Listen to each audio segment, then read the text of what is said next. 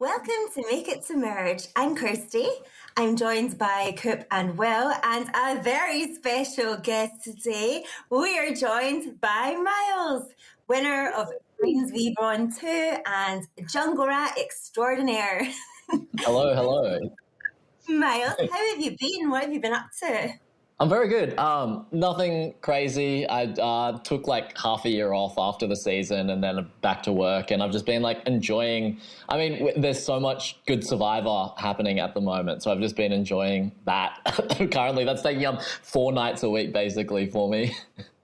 Yeah, it's like a full-time job trying to keep up with them all. We've not been watching the American one. I think it may be one we go back to after we've completed this season. What have you all been thinking of the season so far?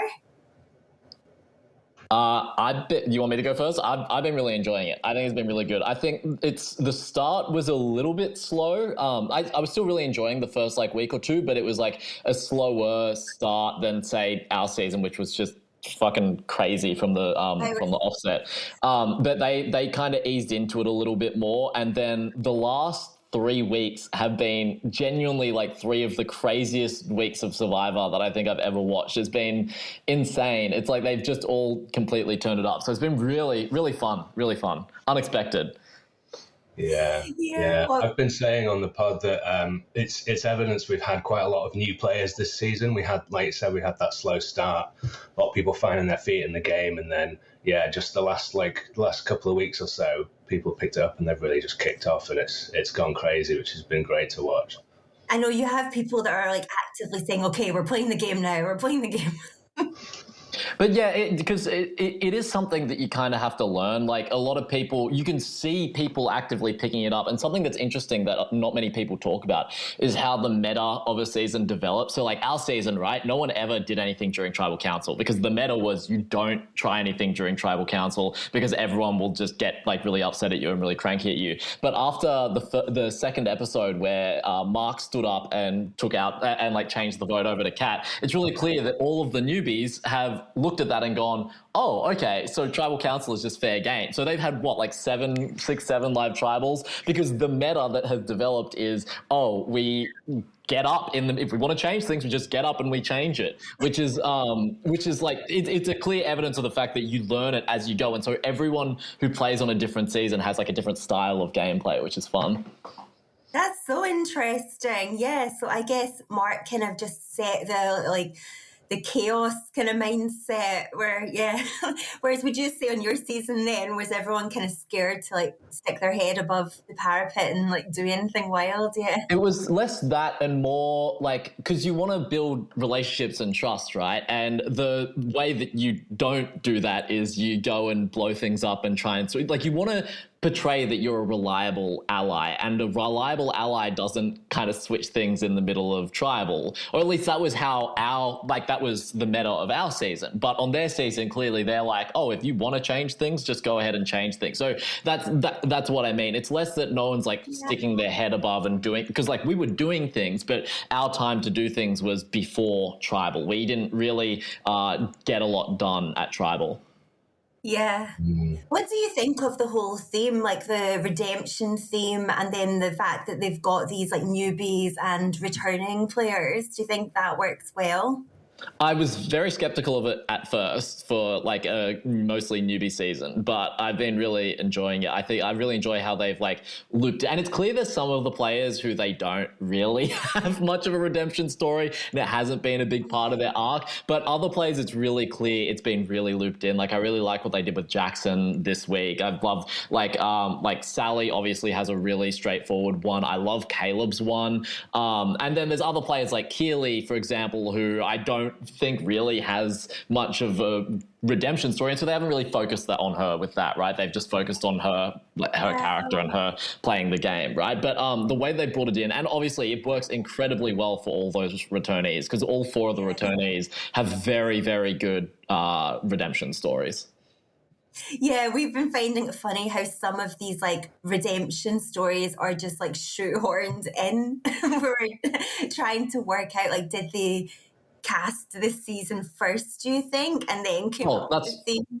That's what they do every year. Like our Brains and Brawn, right? Like we had like Nash on the Brawn's tribe, and we had like Rich over on the Brains tribe, and there are always people. I think they cast like kind of half the cast first in the specific tribes that they want. Like I was cast as a Brain, is my understanding, right? Like you're going to be one of our kind of staple Brains. So you've got like your kind of half your tribe of like staple. This is representing the tribe, and then it's just like kind of fitting everyone else in there. For our season where we had two different tribes, right? For them, it's like, okay, we've got these guys who all fit the theme really well, and we got these guys who we just really want to cast, and so we're just going to try and figure it out, Yeah.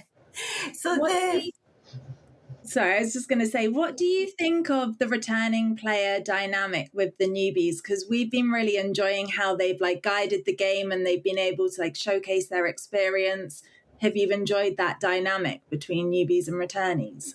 I have. I would hate to be in the dynamic personally. I think from both a newbie and returnee perspective, it'd be really frustrating. If you're a returnee, like kind of the guns are on you at all times. And if you're a newbie, like all of the strategy kind of revolves around these returnee players. So, but from a viewer perspective, I think it's fantastic. And especially just how they've driven the strategy forward. And you can see just in the last couple of weeks where it's been like all the newbies and the returnees have been pulling shit out of their ass every single episode. Like, it's great. It's great. It's a lot of fun. And they've been all playing like really hard. Yeah, it's been so fun. Do you think if you were on this season, would you have been working with these particular 4 returnees? As a newbie or as a returnee? Like if I was, are you saying if I was a returnee or if I was? You're a returnee. I'm a returnee. I think if you're a returnee, you kind of have to work with the other returnees, right? You need to keep them in as shields. I also think if you're a newbie, you should. I think Keely Keely and to a lesser extent Caleb have the right idea, and I think Keely, Caleb, and Jackson all did kind of similar things in that they picked like a returnee to really just hug up to. Like Jackson, like has been working with Simon the whole time. Keely has been under Mark's wing the whole time, and Caleb for a while was working with Mark until he decided to flip, right? And I think that's kind of what you want to be doing. You want to be sheltered by the returnees in the first half of the season, get a feel for the game, and then once you kind of start to get a bit of agency and once it's time, be the person who can claim that move. I think what Caleb's done is particularly smart in this regard, where he's got this move on his resume that is like just his of I was working with Mark and then I chose the specific time I want to take him out. It'd be working with the returnees, I think makes a lot of sense, kind of whether you're a newbie or whether you're a returnee. Yeah, I would agree. And we were really excited by the returnees that they picked. We love Simon. Yeah. Well, we all love Simon, right? Like, I think they nailed the casting for the choices of returnees. Yeah, I would agree. So, have you got a favourite returnee, Myles? Just to put you on the spot. Oh, it's hard. It's hard. I'd probably just say Simon, to be honest. I love Simon. He's a lovely guy outside of the show, and it's just really, I think his narrative of all of the players on this entire season, I think he's got the best and clearest and most enjoyable narrative to watch and to understand. I think it's just been great to watch him play. Yeah, absolutely. How about strategy-wise out of returnees? Oh, I think Brooks killed it. I think Brooks played this season like incredibly well so far. I think she's played by far the best game of, to be honest, I think Brooks probably played the best game of anyone out there at the moment. Yeah, she's doing great.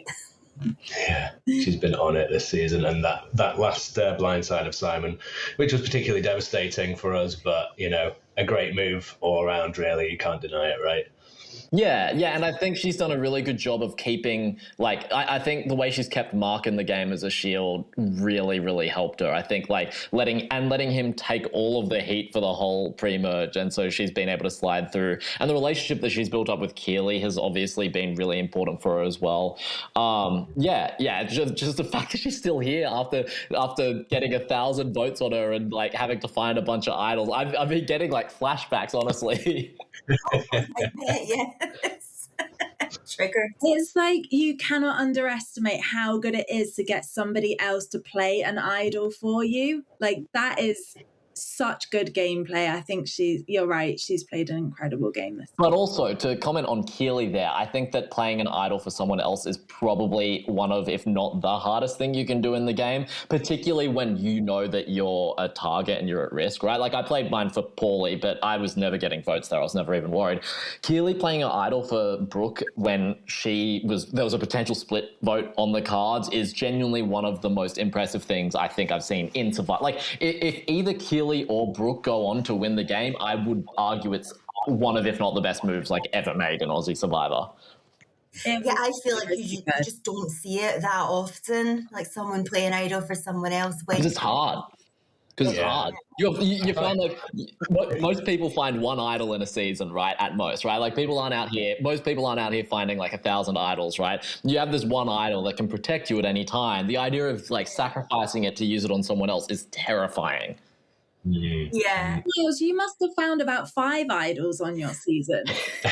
I found 3, stole a 4th, but yeah, that's definitely not the norm. And even for me, I was considering playing idols for other people's at times, and most of the time I didn't go through with it because it's terrifying. One of my favourite moments from your season, Myles, is when you found that idol on the beach when everyone's scrambling around in the sandbags and you're just running back up the beach like, I've got the idol, you pricks, let's go finish the challenge. Like, yeah, it was an amazing moment. Like, yeah, it's funny how with our season and then with this season, there's been a few of these moments that are like, you can't script that. Like, you'd write it into a story if you were making a story about it and everyone would go, no, that's not believable. Like, I think the Blanche blindside is kind of like that of Keely and Brooke just pulling off this ridiculous move that everything kind of worked out and went perfect for them. And you're just watching, just being like, what is happening? Yeah, you like couldn't script it. So speaking of things returning, we had the return of Bounty and Baron Beaches as an original Baron boy, Myles. What did you think about seeing Baron come back? I was having flashbacks, honestly, because that was like the 2 hardest days I had out there. It was awful. But what is good is that I really appreciate that they didn't exacerbate the like difference too much, because there's been like when it was done in Fiji, it was just ridiculous, right? You just had the Bounty team just winning every single challenge, and even for us when we had it for our one episode for us, like it was to an extent where the Baron guys just couldn't win the challenge and were just kind of screwed. So I really appreciate the fact that it, by all accounts, like I've chatted to Simon about this, by all accounts, it had an impact on the game and on the strategy. Like some of having the shelter set up already gave them more time to talk and all of that. But it didn't impact the game on too large an extent, which I think is good. Yeah, because as they both started winning different rewards and things anyway, they got stuff that would make the life at camp better. Yeah, exactly. Yeah, I think, I don't know if you agree, Myles, I feel like the balance this season has been a bit fairer in terms of, potentially production biased advantages and things like that. Like you said, with the Baron versus Bounty thing, although it has an impact, it's not been like just brutal on the Baron tribe and vice versa, and advantages have just not been too crazy. They've been interesting, but not giving ridiculous advantages. Yeah, especially like the twist that, there's always to be fair, I think there's probably still a non-elim to come, but the non-elim from earlier in the season where you vote 2 people and they don't have a vote, like that's fine, and that actually contributed to what was a pretty awesome episode with the Faith blindside. But yeah, I think they've done a really good job of not having too much absolute craziness, like as far as advantages go. I just want to ask a bit more about the Baron beach when you were on it, because do you know when Keely, Caleb and Sally go, I just cannot even fathom how bad that looks. Like it yeah. Can you talk to us a little bit about what it was actually like to be on that beach? Yeah, now that was giving me PTSD. I was really lucky that Kaylin and Kristen were there when I was on Baron, because Paulie and Logan were absolutely miserable and just were not any fun to hang out with. To be fair, it was miserable conditions, but how you get through the miserable conditions is by being with people that are like trying to keep positivity up. It was crap. To be fair, after the first day, it wasn't too bad. We got a fire going. We got cracked some coconuts, caught some crabs. But that first night, we come back and the pitch black and it's raining, and it was literally the worst night of rain of the entire season. And it was shit. And I hadn't eaten that day either. I then only had like coconuts for 2 days, which you can't eat too many coconuts because it makes you shit yourself.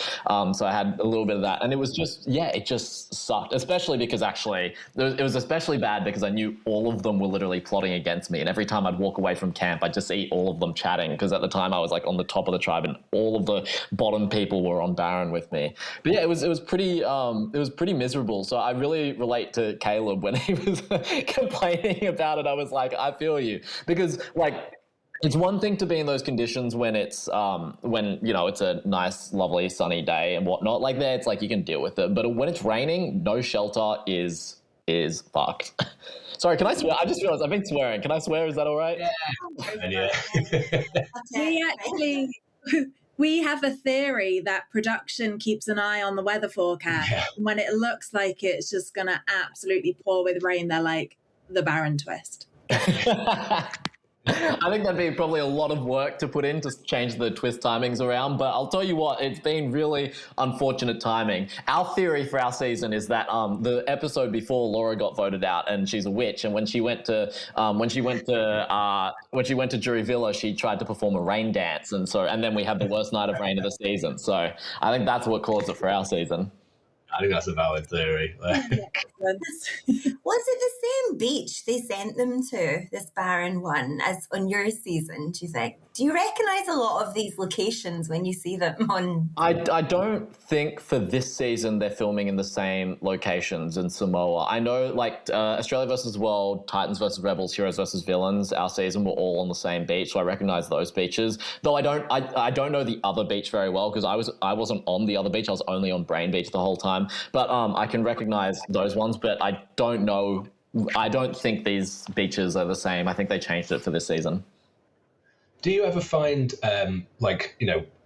notches in wood and things like that from previous seasons on your beach, like where they've marked the days? Yeah, and you could see like where other people set up their shelter and whatnot. Yeah, as if that's cool. No wonder Mark was haunted by all those ghosts. Yeah. Oh, I've loved that ongoing bit with Mark and the ghost. It was so funny. Do you think you would have been haunted by former allies? Well, I won. Like, I'm not haunted by anything, right? Like, yeah. I'm the one that's haunting them. I'm haunting people. I've screwed anyone who's like Tez, anyone who's just on the bottom. I've absolutely screwed, because everyone is, for the rest of like Australian Survivor, is going to be like, oh, this guy's on the bottom, he's catching votes. We are not letting him slide through, because that one guy, that one rat slid through the whole way, right? Like, I genuinely think like that's something that put Tez in the rough spot, is that after our season where I slid through under the radar a lot of the time, people are like, no, we're not letting that get away. Yeah, you've started this like jungle rat archetype where set form for it. Do you think if you did go back on, there's allies you would miss, like if you were back on it? Yeah. I was really lucky on my season to get specific people that I vibed with, right? Like having someone like AJ who was just controlling the game and gave me so much freedom to do whatever I wanted, because he'd clean up behind me basically. So, and I imagine it'd be hard to have someone like that who is just like completely loyal, but also really good at the game and just fixing all your messes up. Him and Kalen, like it'd be very hard to find allies like I had on my season if I ever played again. That was like one of my favorite dynamics, that he was quite like a wild card in himself, but he was like sorting things out after you'd done stuff because you were even more chaotic. Yeah, definitely. His was a lot of like chaos, but with very targeted and deliberate, and he was a lot like better behind the scenes and stuff that wasn't shown, while I was kind of more just general sloppy all the time. So yeah, it didn't show the extent of how like clean his game was and how messy mine was, to be honest. Are there any players from this season that you would love to play with, or particularly have allies with in the future? I think playing with Keely is the dream. I think it goes under under the radar because Keely's not this like massive. A lot of your like really big strategy players, right? Like your Georges, your AJs, me, Luke, like all these guys are big and loud and aggressive and in your face and whatnot. Keely is kind of quiet and she's not super like outgoing and she's not this like super massive character. But strategically, she's an absolute menace. Like she's been running the game and making these crazy moves all season. Like I just think about the Dawn blindside. It was crazy. She just swings up a vote in the middle of tribal council. In the first tribals she was at, Mark tells her to whip the votes up towards Kat and she does it. Like having an ally like that who plays like quite aggressively, I think is actually a really good thing a lot of the time. And also just the way she's the whole time, she's like, I'm evil and I'm having so much fun. Like that's great. I really got into it, yeah. Yeah, I suffered like on our season, I thought that I was going to be the bad guy. Like, I thought that I was going to be the villain of the season. I thought AJ and I would be the villains. But then, like, I won, and then they edited it a certain way, right? But I think I'd have more fun being the bad guy. So, like, me and Keely, I think, would get along in that way. But to be fair, a lot of this cast, I think, is a lot of fun. Yeah. I would love to see that alliance. Yeah, I would. Who do you think out of the cast now would be most annoyed at you if you were humming in their ear after tribal? Oh God. I don't even know. Probably Faye, if I had to guess. She seemed like she could get a bit cranky at people if things didn't go away. Or maybe Lyndall, because remember she was really annoyed when she was woken up in the middle of the night. Oh yeah, true, exactly.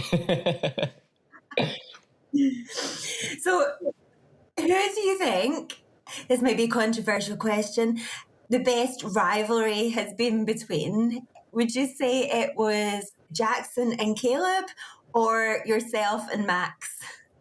Well, Jackson and Caleb, because they're literally still there. Like me, I love Maxie, but and here's the other thing. I think Jackson and Caleb actually dislike each other. like Max and I was always strategic. I actually really like him, and we're good friends outside of the game. And that didn't last that long. Jackson and Caleb have been beefing for like the entire season, and they're still both in the game, which is crazy. You can really tell Jackson's got that wrestling background because he's doing these things that aren't really good social gameplay, but are like very fun and entertaining and are kind of wrestling, creating beef and making these big speeches and whatnot. The way that he called out half the tribe in the last episode, saying that they've got nothing to lose and nothing on their resume. Bad social gameplay, but also very fun entertainment.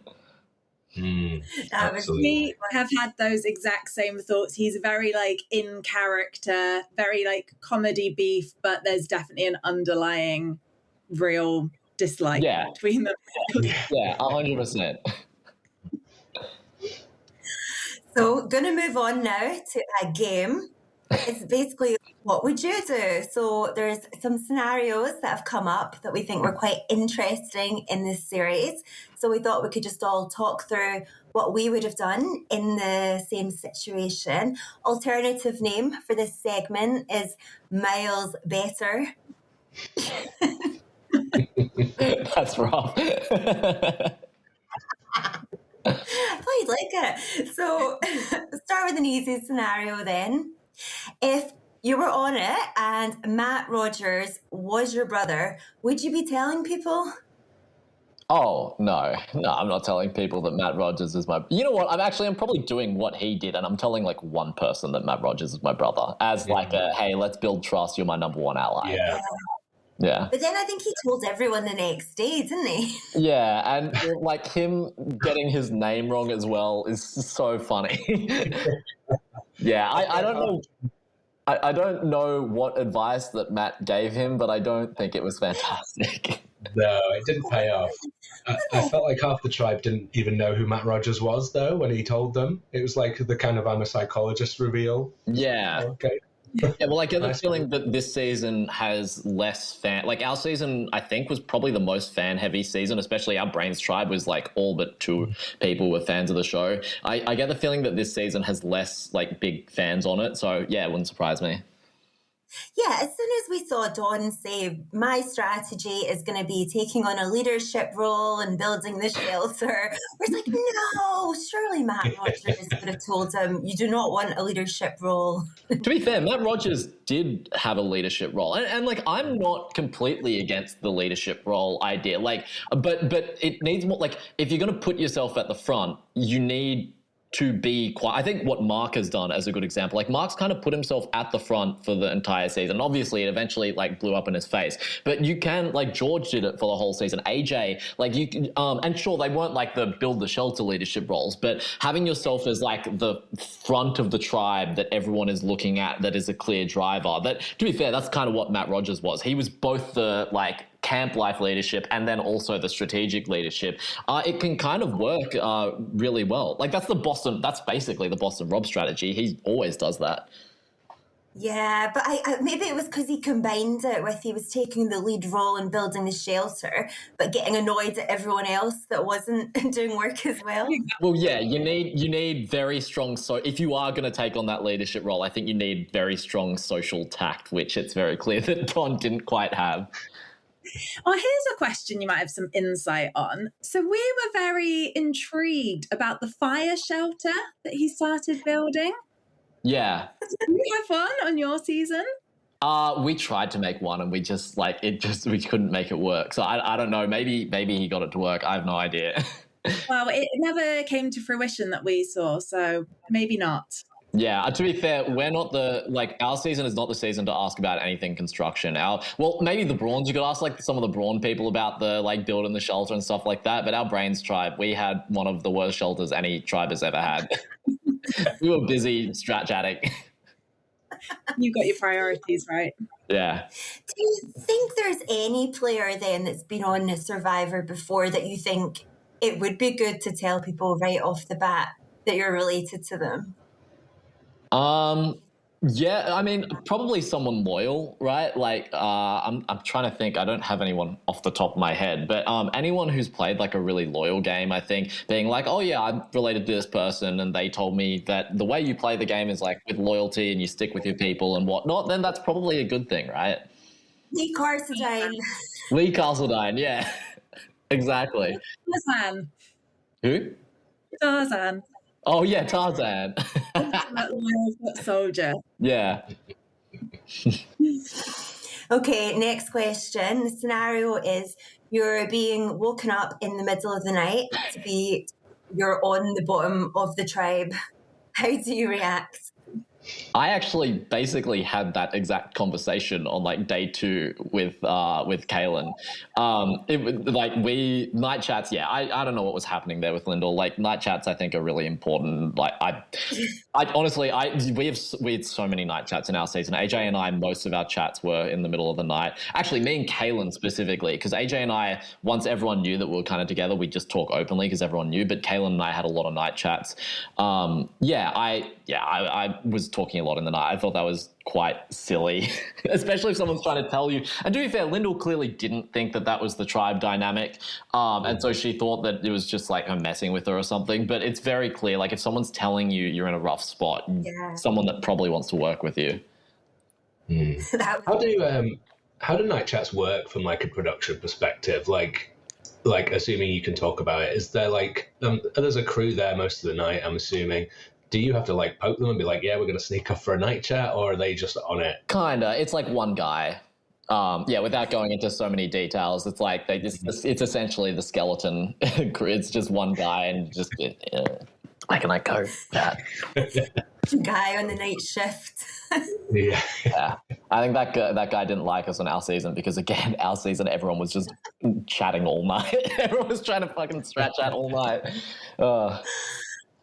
It's wild because you cannot be getting that much sleep as it is, and then you've got to do the night shifts as well. It's tough going. Yeah. You're just tired the whole time. You do hit a point eventually where you're so tired that you just don't, like, you just actually, like, the first week is no one sleeps at all because it's awful, but you hit a point where you're just so tired that you just sleep and it's fine. But yeah, you're working off no sleep most of the time. You just kind of get used to it.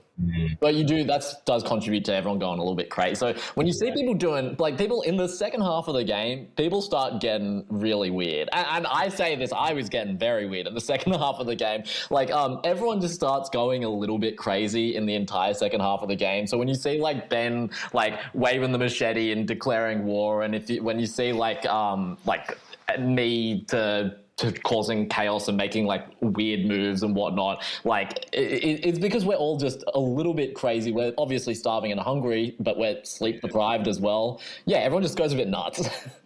Totally, the delirium sets in. Yeah.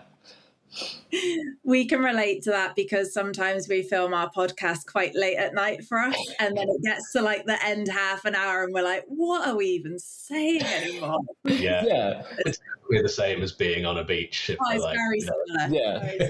And we're doing like 2 hours of confessionals, right? Like we're there in confessionals and they're asking us questions and we're just literally just talking for 2 hours to the producer explaining like what's happening. We go crazy. Wow, yeah. I can see it with Mark. I feel like Mark's been getting it the most this season. I feel like he's been really noticeably like just going absolutely mad as the hunger and the tiredness and the paranoia sets in. Yeah, he turned into like a literal supervillain almost. Yeah.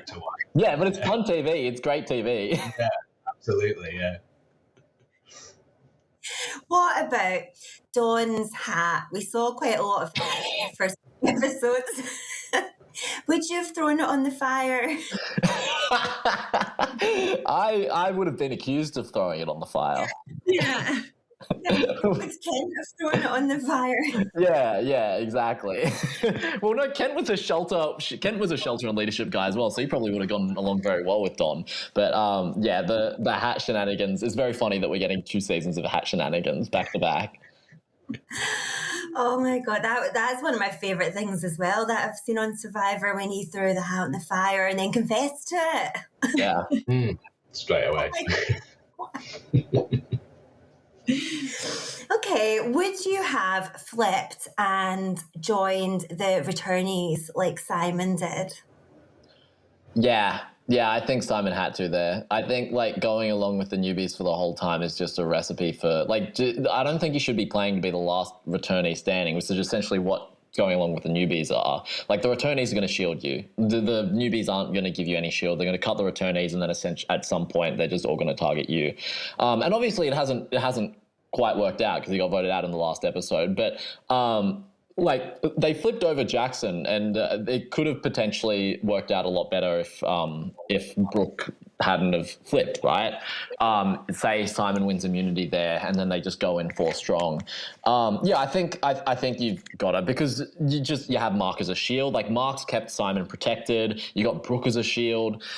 Yeah, I think you just got to flip there every time. What do you think, Coop and Will? Would you flip? Yeah. I think you have to. I think what you said is right. Yeah, it's difficult. No, so go on. Like even though it didn't work out for him, he still lasted a lot longer than we initially thought that he might, being a returning player, that much to prove. So yeah, I think it did work out for the best. Yeah, I think it's difficult because like it shifts.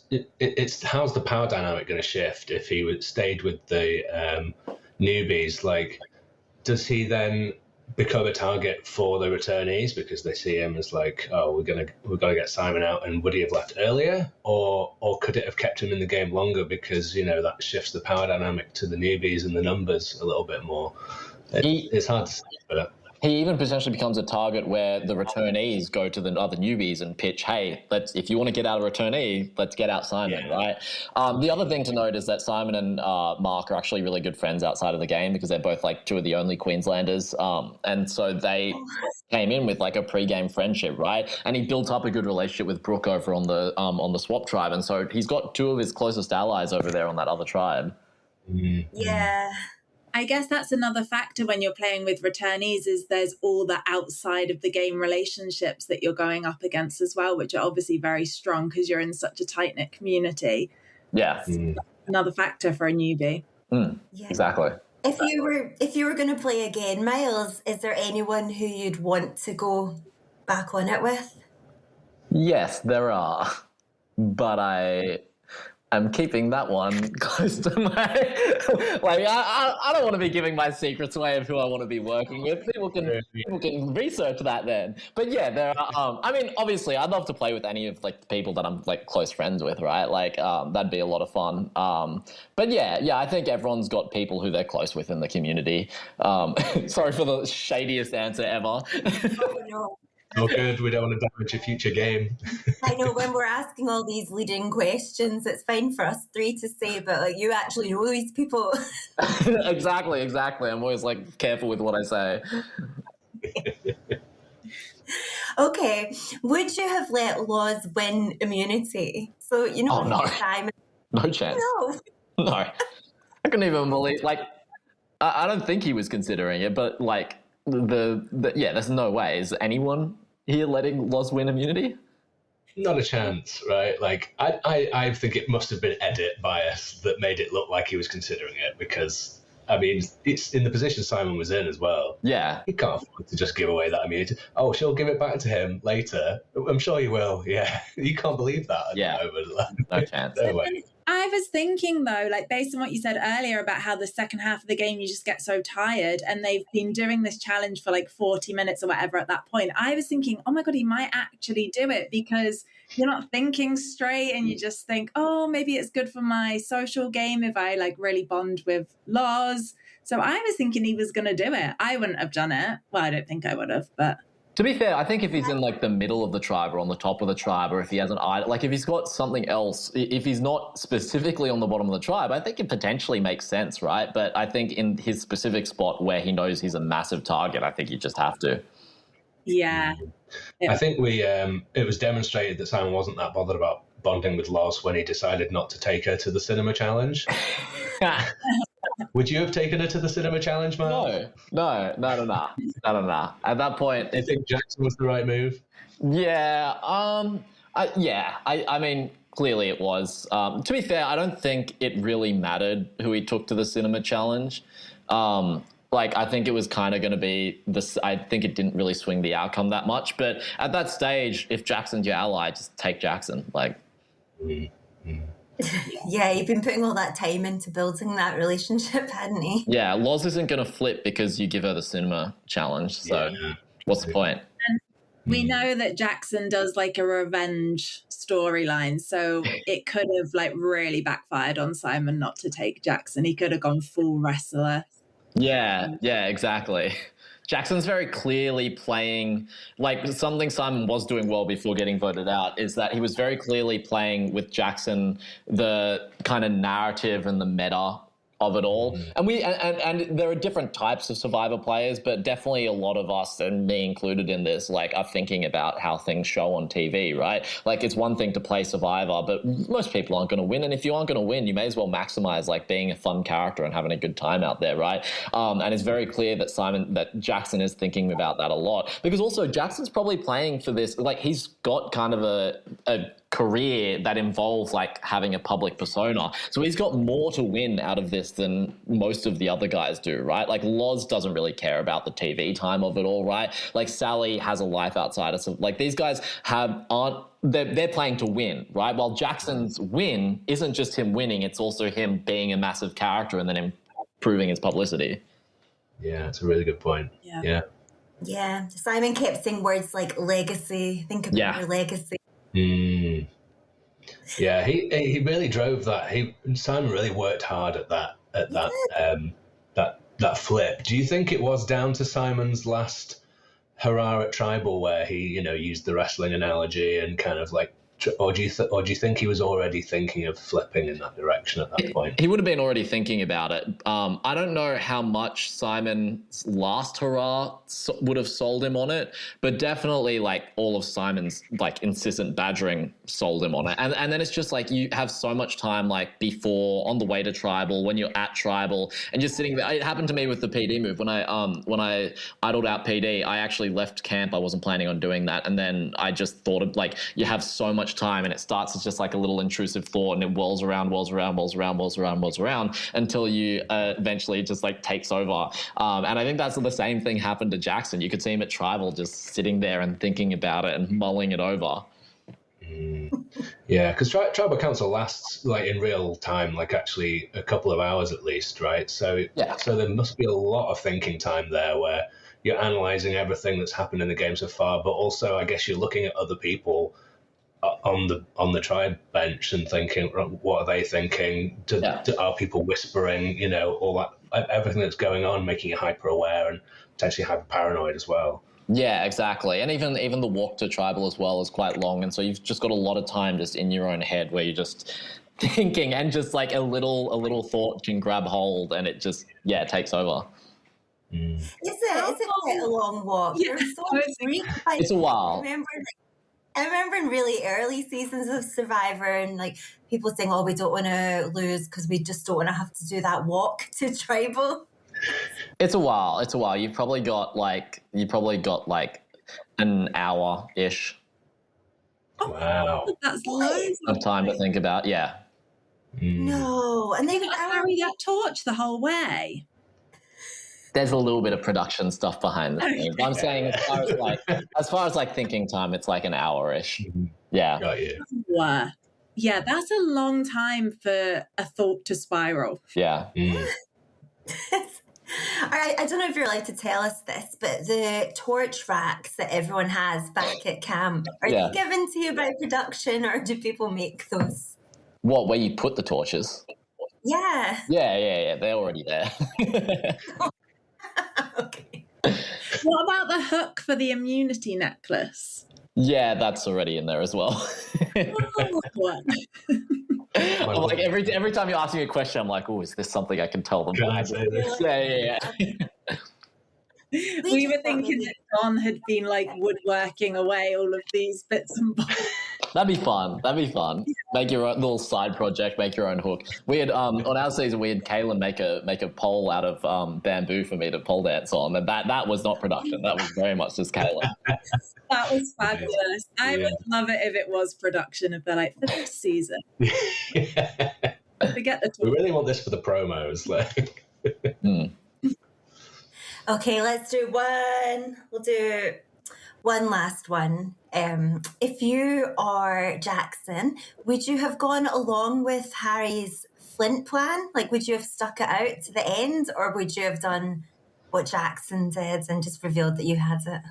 I mean, I love the idea of going along with the plan, but objectively, Jackson made the correct move, right? Like, he was on the bottom. That move got him off the bottom. It put him in a quite good spot. He's made it very deep in the game. So, especially if I'm in, if it's me now, I'm kind of in a mentality. I've won the game, and just fun is fun, right? Like, I'd probably do it and just be like, who cares? Why not? But if I'm a newbie playing a game and I have this opportunity to, first of all, you get that move is Jackson's and Jackson's alone to shaft Harry, right? You get to have this big theatrical moment to yourself that solidifies your position in the tribe. I think he made a good decision, right? I think that's probably the correct play. What about you, Coop? Would you be able to turn on Harry, Coop? No, I'm such a big Harry fan. Yeah, so same. I had really bad what we call survivor rage when this move played out, because I just wanted to see Harry get his redemption and go a lot further than he did. But if I take Harry out of the picture, I agree it was the right move. And it's also very impressive that he did a move that big so early in the game and is still in the game now, whereas usually that kind of move to take out a big player, that's a big one on the resume. So you would think that the newbies would have kind of tried to get him out because he's got that move under his belt. So it's impressive, but I wish that Harry had stayed in longer, if I'm being honest. Are there any players that you just wouldn't have been able to turn on, regardless of the circumstances? Yeah, probably. If I ever played with Emily Flippin from US Survivor, I think I wouldn't be able to turn on her. I love her. She's my favorite player. In Australian Survivor, I don't know. Probably. There are players where I'd like to think so, and then you're out there. I was I'm never going to turn on AJ, and then at Final 5, I was I'm going to turn on AJ, right? You could say those things. If the only one potentially would be Nick Eardanza. I really like Nick. He gave me a lot of advice before going out there, and so I'd probably, if I played with him, would be pretty locked in. We love Nick. Yeah, I think everyone is. Who can't be? He's just a lovable guy. Yeah, I could never turn on Nick. I just love him so much. Yeah. You know, something that we haven't talked about, just this isn't on the game, but what did you think of the Rocks showdown that wasn't? Well, very similar experience on your season. Yeah, you know, I love rocks, right? Like, I love me a rock draw. Oh man, I had my thing. I was really hoping that we'd get to see a rock draw, but it's just hard. It wasn't meant to be. And to be fair, I really see Brooke's logic there as far as like take out Simon and just try and win out because he's the one taking all the necklaces from her. But yeah, I really wanted a rocks draw. I mean, I wanted a rocks draw when I was at risk. So if I'm not involved, it's like, of course I'm going to want a rocks draw. I want to see it one of these seasons. It's got to happen on Australian Survivor one day. It's got to happen. We've had like multiple seasons where rocks have been, because like Titans versus Rebels almost had a rock draw. We almost had a rock draw. These guys have now almost had a rock draw. We've had like 3 seasons of almost rocks. It's frustrating. Ours as well. It's, yeah. Teased so many times.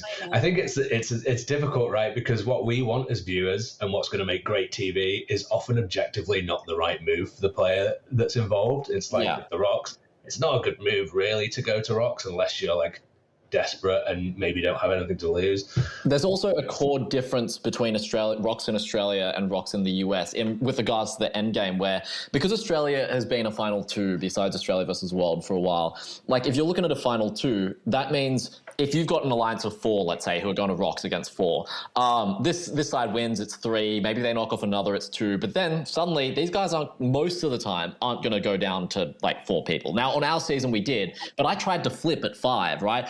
We almost flipped at 6. If Kaylin had won immunity at 6, we would have flipped at 6, right? So because you've got, in America, they've got like final 4 fire making to a final 3. That means if you've got an alliance of 4, you can just kind of ride it out till 4. If you've got an alliance of 3, you can ride it out till 4 and just try and knock someone out in fire making. So it makes sense to, at 8 or at 6, to go to rocks, because it's like, this is your final 4 or final 3 that you want to lock in with. But in Australia, right, like your final 4 or final 3 doesn't matter because you're going to have to turn on each other. And so if you are in the losing side of rocks, you'll have room to maneuver as far as like later on down the line. You lose 1 person, you lose 2 people, but then like, okay, then they're going to start turning on each other.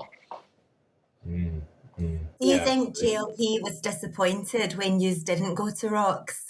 Yeah, I think he absolutely was, because my understanding is that he's a really big fan of the game as well. So I'm sure he would have loved to be a big part of that. Like in our season, for example, like I don't think it makes sense for Kate and Morgan to go to rocks there.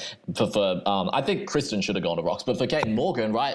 If Caitlin hadn't have won final 6, they would have had an opportunity. And then at final 5, again, I tried my best to make an opportunity as well. And so if you are the minority in the rocks vote, but you're the ones that are going to slide through, it potentially makes sense. Now, it's a bit different for this season because you have one side that essentially has nothing on their resume. So all those 4 kind of need to go to rocks here just so that they can have a move, have some power, whatever. But for the returnees, right, like they potentially are betting on the idea that they can flip and make something happen. So yeah, it's a tricky one. I don't know how easy it'll be for us to like ever see rocks in Aussie Survivor. I think it's the fact as well, you have like quite a while to think about it, because you have that initial vote, don't you? And then you have the re-vote as well. Yeah. People can change their minds on it.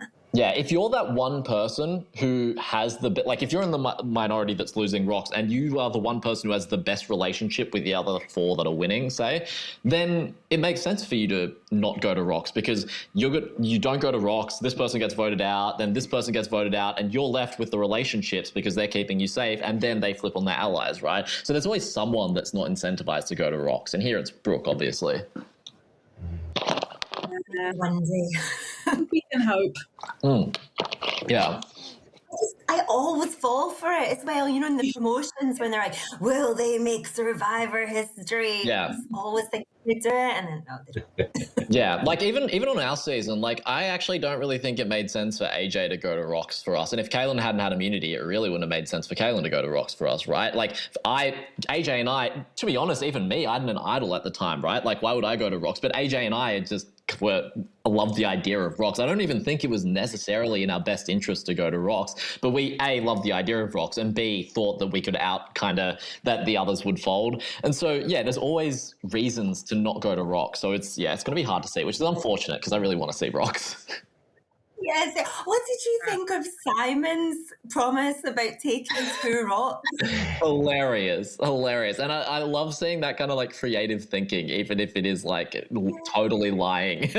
And like, here's the thing, we have access to the rules, right? Anyone can talk to a producer and ask the producer about the rules, and you will get a straight answer, which is like on our season, right? The girls didn't know what rocks were, like what would happen in a tied vote. So if you lie about the rules and other people believe you, that's on them, right? Like, I think it's totally fair to lie about the rules because anyone can check you. Oh my God. I'm like picturing in my head the producers coming out with this huge like book of rules. Is it like that? Yeah, we've got access to a rule book. I read it a lot before the game started. Other people clearly didn't. But yeah, that's the reason why I'm just like, yeah, lie to people about the rules because it's in their power to learn the rules if they want to. And so if they don't want to do that, you can take advantage of that. Like, who cares? Oh my God. I feel like I would just double check everything then. I did. I was trying to find any little loophole that could be used. I'm guessing that book has not been released publicly. Is that accessible to players only? No. Yeah, because I would pay good money for that book, just to nerd out and read through it all. Like I'm that kind of person. I love it, even without playing. I'm guessing they didn't just let you have it back at camp. You know, a bit of like shelter and you can just sat with the rule book. Nah. I'm kind of interested, Myles, like in terms of like, this is a bit off in a different direction, but at Tribal Council, obviously it's kind of known that production will sit people in specific places depending on what's going on in the narrative at that point in the game. Often you'll get who might be a potential flipper sat in the middle of the tribe, right?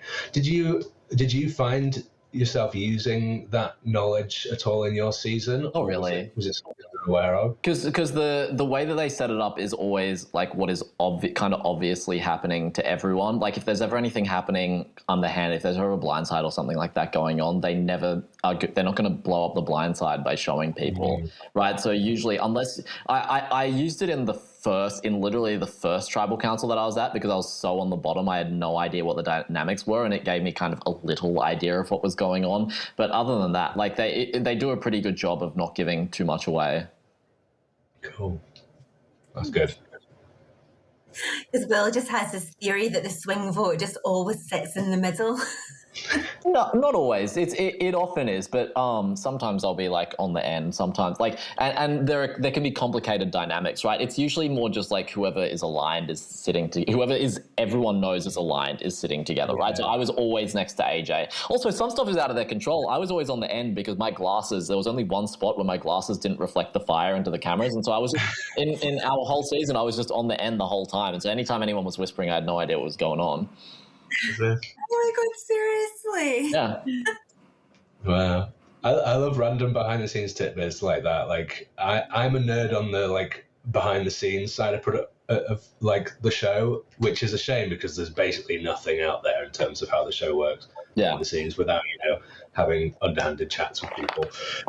But yeah, it's even just little bits like that because it's like how the show works and how it's all put together because it's such a huge production, right? And it's like, you do see these shots of like, you forget sometimes you've got everyone on the beach, especially during a challenge, and then you see a behind the scenes shot and there's like 100 crew standing there with cameras and stuff like that. And it's like, I'm guessing it's something you get used to as a player. Like after the first few days, it's maybe jarring, but then it just becomes like, oh yeah, there's just the crew here. Yeah, it just becomes part of the scenery, basically. Again, it's part of that, like me saying how you go crazy, like you just kind of like, it becomes life, right? Like just life, there's just perpetual cameras in the background. When you got home, were you like, why is no one filming me? Yeah, that was one of the many adjustments that I had to make. What about that time when you were at Tribal and everyone was off having all their side conversations and it was just you and JLP sat there? That go on for a while, the pair of you just sitting there. Yeah, because people are just chatting. I mean, I imagine it's happened on this season quite a lot. That was our one vote where people chatted in Tribal. On this season, it's happened every like second or third vote. People are going off and being left behind and whatnot. Yeah, it's awkward. It's really awkward. You're like, so how are you, JLP? How's it going? Yeah, I mean, I was just so on the bottom at that point. I was just like, okay, well, I just got to hope that this doesn't end up swinging back to me somehow. Mm-hmm. Are you a fan of these live tribals, Myles? Like from a viewer and player perspective, like yeah, I was surprised at how divisive they are. Like some people really don't like them, but I think it's. I mean, I just think any interesting gameplay is. What I don't like actually is people doing kind of live tribals for the sake of live tribals. Like someone's on the bottom and they're just like whispering and whatnot, and then it's just the person we all thought was going to go home goes home. But the live tribals of this season, where it is someone in a position of power swinging the vote halfway through the tribe, incredible. Like or people on the bottom making a move like with the idol bluff and whatnot, where again it actually swings the vote off them. Yeah, super interesting. I think it's fun. Yeah. What do you think about when it's a live tribal because someone just blows up their own game for no reason? Like, that's good. But to be honest, I think a lot of the time those live tribals where someone like blows up their own game, I think a lot of the time their game is kind of already blown up, right? Like there's not that often, it happens occasionally, but there's not that often where someone just completely self-immolates in tribal at a position where they weren't already going home. I think a lot of the time it's like, okay, it was very clear to them during the day that they were the target, and like the edit is presenting it as like, oh, it might be this person, or it might be this person, but they know that it's them, and so they're just kind of throwing anything at the wall. Right. Well, we go on to some quick fire favorites. So let's all discuss our favorite player this season. Me first? You go first. Yeah, you're the guest. Oh, mine's Keely. Keely's just been awesome. I've just been loving watching her play. She's like so aggressive, like from a strategy perspective. She's so aggressive. Like she just, whenever she wants to do something, she just does it. And I really respect that. I have a lot of respect for that. The idol play is obviously incredible. The Dawn blindside, I think, was awesome. Like it's just been really fun watching her play. Yeah. What about you guys? Yeah, I think Keely's been great. I have a soft spot for Caleb just because I absolutely loved that move that he orchestrated where he like told the different sides, different things. Yeah. I'm kind of hoping that he has one more big move in him so I can root him as a winner. But yeah, I think Keely has probably played the best game of the season. Yeah, gameplay wise, I mean, I would love to see Keely go through and win the season. Like personally, it'd be like I wasn't a big Keely fan towards the start of the season, but just as it's gone on and she's like grown as a player and she's, like you said, she's just been like, she's become this really aggressive player, but like in a subtle way. It's not immediately obvious to like maybe everyone else playing the game at the time. So I've really wanted Keely as a player and she'd be great to win. But obviously in terms of, you know, like Simon, I will always love Simon just as a player. And seeing him play this season, like he said it himself, I think he really did get his redemption in terms of his season. You know, we got all the Reddit posts in the promo materials, you know, Atlas player and all that kind of thing. So good. But yeah, like he's proved that, you know, he knows the game, he knows how to play the game, and he's hit that 100 days club as well, which, you know, I think we're all super happy for him for. I think Caleb cemented himself as my favourite when it was the Faith blind side and she was telling him not to vote for her and he just did this. Oh, that was so funny. What's interesting about Caleb, though, is that his personality is quite, like, crazy, right? Like, he's known as Chaos Caleb. He just seems like a bit of a nut job in a very, I mean that in a very positive way. But his gameplay has actually really not been chaotic. His gameplay has actually been quite deliberate and controlled, and it hasn't been like slow. He hasn't been like a passenger, but he hasn't been making crazy moves. He's just been making like targeted moves here, there, like around, like being pretty loyal to his allies most of the time. Yeah, it's really really interesting because it's like he's actually the opposite of Keely, right? Like Keely is playing like how you would imagine Caleb would play based on his personality, and then Caleb is playing kind of how you'd imagine Keely is playing would play based on her personality, but it's actually the opposite. Yeah, that's interesting. The only time I guess we saw him do like something quite chaotic was when he went to that tribal where he was in the tribe. He just went off on one about voting out all the returnees. But then he seems to have like dialed it back a bit since then. Yeah, and that was like, I think that was his like second tribal he had been to as well. So he's probably still at that point figuring things out and just trying to like put on a bit of a performance, and then realize that he overstepped a little bit. Mm. Definitely. Do you have a favourite challenge that we've seen? That's so hard. The challenges this season have been so good. I mean, what's yours? Oh, I can talk about, well, I feel like it's all of ours. So, Myles, just for your background, our favourite challenge of all time, we call it coconut hold, but I think is actually called like... Oh, yeah, the one where you're holding it, yeah. Yeah. We absolutely love that challenge, and we haven't seen it for years. So we were so excited when we saw that it was coming back this season, but obviously it was just the biggest flop ever because they all wanted to throw it. Yeah. So it was like infuriating. So I'd kind of say it's my favorite in terms of like the idea of it, but execution wise, not so much. Yeah, it's really hard to say because I genuinely think that this has been arguably the best season of challenges in Australian Survivor, if I'm totally honest. Like, I think those challenges have been like interesting. They've been creative. It's been like some of my favorite, and I'm not a challenge guy, right? Like, I'm not a guy that particularly enjoys challenges most of the time, but I just think that they've absolutely nailed it. And now my brain is not working and I can't remember any of the bloody challenges. Yeah.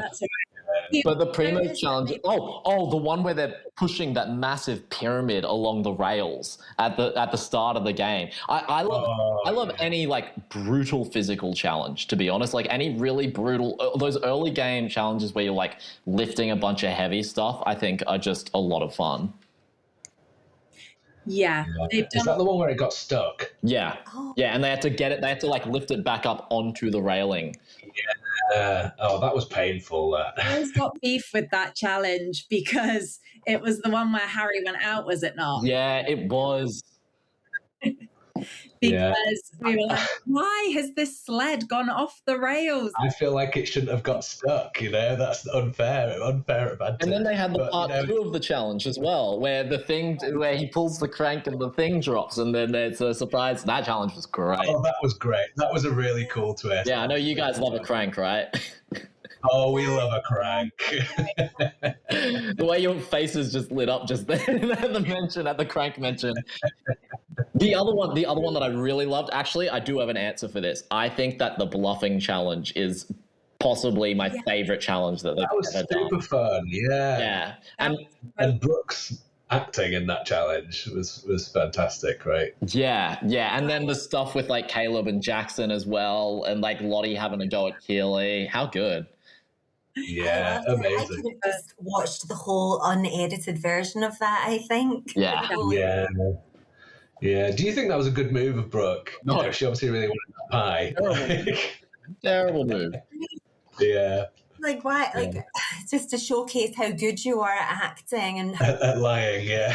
But also, that's like, you're starving, right? Like, you're starving hungry, and you want, like, she hadn't gone on any rewards, so she would have been absurdly hungry. Yeah, absolutely. Fair enough. Do you have a favourite bad move made from someone? A favourite? Something someone's done where you think that was not a good move, but I'm just really glad they did it anyway. I think everyone dumping on Mark, I think, was a very silly move. I think that's or just and this is rough because he seems like a really nice guy, but basically everything Tez did from like, especially post swap, I think was really rough. Like, yeah, it's very clear. It's tough because I think I had this as well a little bit. When you were like a big fan and when you're a bit younger, and he's also queer as well, like I think it's really tough because it just inherently kind of puts you on the outer, especially they've got less super fans. He's a lawyer. They're a very working class cast by my understanding, right? Like our season was a lot of people who are kind of like who are white collar, and their season seems to be a lot of like blue collar people, right? So he's a lawyer. He's the youngest person on the cast. He's like queer on a cast that's like, that's pretty straight for the most part. And so he's got all of these things that kind of naturally put him on the outs. And then he's a massive super fan, and he's like trying to kind of grab a hold of the game, and it's not working, and clearly just kind of spiraling. But yeah, it was rough. It wasn't good. It was not good gameplay. Yeah. Do you think being a super fan is sometimes a disadvantage coming into the game? Like understanding the game is one thing, but being a super fan, could it possibly lead to like overanalyzing or being afraid of like pissing off the wrong people here and there, just because you're constantly thinking about what's happened in previous seasons, how it's going to affect your game, that kind of thing? Yeah, I think there's a moderate level of fandom that probably puts you in best stead. Especially, I think our season was lucky because our season, as I said, the Brains tribe specifically were all really big fans, and so there was less of that like, oh, this guy's the fan, like the massive super fan, let's get him.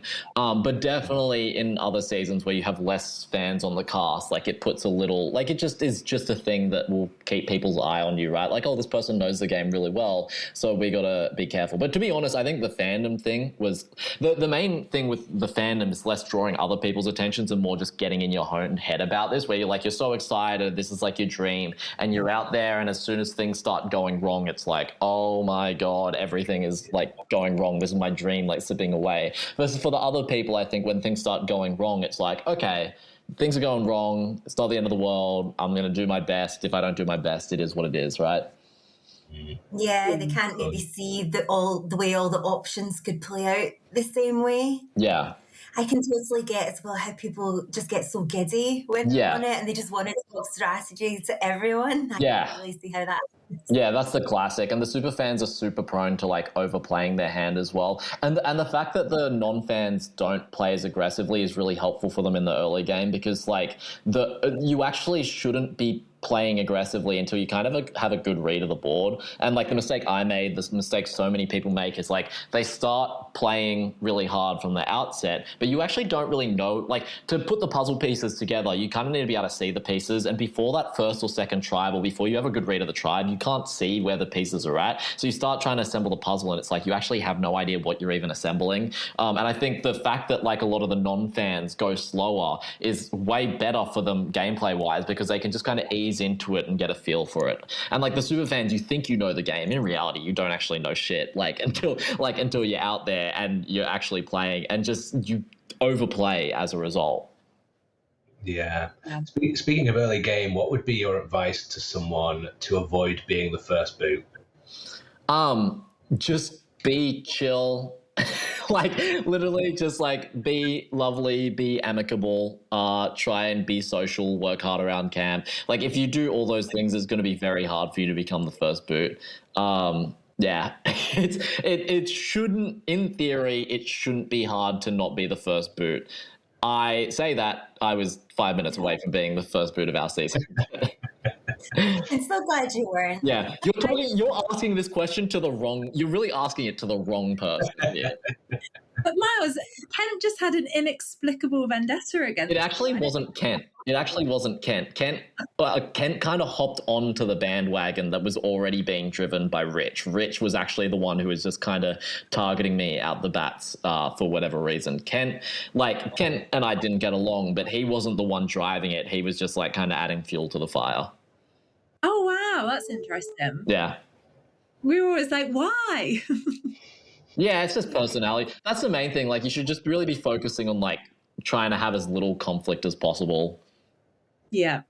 Would you say there's a lot kind of to the strategy that people do, just keep around people that they like and get on with? Like in the early votes, yeah, because in the early votes, even if you're not in the alliance, even if you're not in the numbers, right, they'll still be picking the person who is not in the alliance that they like the least, right? So even if you're not in the main alliance, if you're helpful around camp, if you're a nice person, then they're not going to take you out. They're going to be like, okay, no, this guy who's a dickhead. And it's something that, like, I think hurt some of the people on the bounty tribe a little bit is that they didn't really have any easy, like on our season, right, there were so many people who were like presenting themselves as easy targets, and so we got room to maneuver a little bit, right? That's what happened with me, right? I blew up my game, had room to maneuver. On the bounty tribe, it was really noticeable that there were no dickheads and there were no like people playing super aggressively, and there was no one blowing up their game. And so like someone like Daniel basically just said the wrong name and got voted out, right? Paula didn't really do much wrong and got voted out. Like Eliza, like these people are getting voted. There was no breathing room there because everyone just loved everyone. And so if you're like the one person who steps slightly out of line, you're just getting pounced upon. You gave them any versus we gave everyone on our tribe plenty of reasons to vote everyone out, right?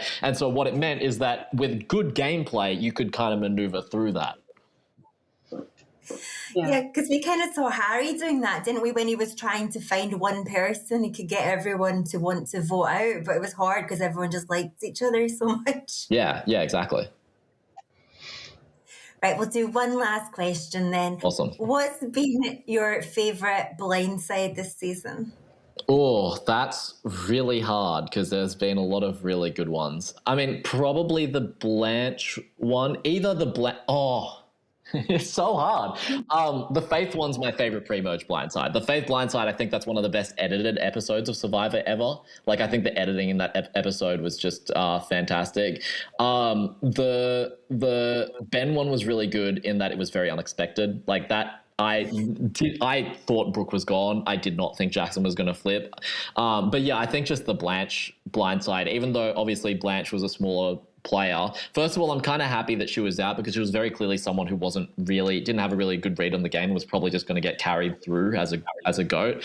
But more importantly, like, it's just a crazy move, right? Like, they came in at like a 8-3 minority or whatever, 7-3 minority or whatever they were at, and they came out and won idle, and they came out having taken someone out of the majority. Yeah. Very impressive. Yeah, that Faith blindside was, I think, my favourite as well. I really enjoyed that blindside, and I think it opened up the game quite a bit as well. And just great episode. Yeah, like you said, really great editing. Like, love that. From a narrative perspective, that episode is phenomenal, especially as far as the entire pre-merge kind of was built around their relationship. And so the entire edit of the whole pre-merge kind of makes sense once that comes. It's like a really big story, and you finally see the ending of the story and a lot of the other things like, oh, we see what this has been kind of building towards. And it's halfway through the game, but it's great. Like, that arc like kind of comes to its conclusion, and it's incredible. Yeah. Do you think the edit this season has been harder to read than previous seasons? Oh, don't talk to me about the edit, because I think our season is like, I think my season is like the worst edited. I love my season. I think the gameplay was really fun. I think the characters are really fun, but I think the edit really kind of let us down a little bit. And I think that if this season is showing what an incredibly well edited season of Australian Survivor looks like, I think the edit's been fantastic. I think it's been really good. I've been genuinely have no idea who's been going home like most of the votes. Yeah, and that makes such a difference when you're watching as a viewer. And they've even like changed the edit with the challenges as well, because in some seasons it's like so obvious when someone's going to win the challenge, but they've really switched that up a little bit this season as well. So yeah I agree.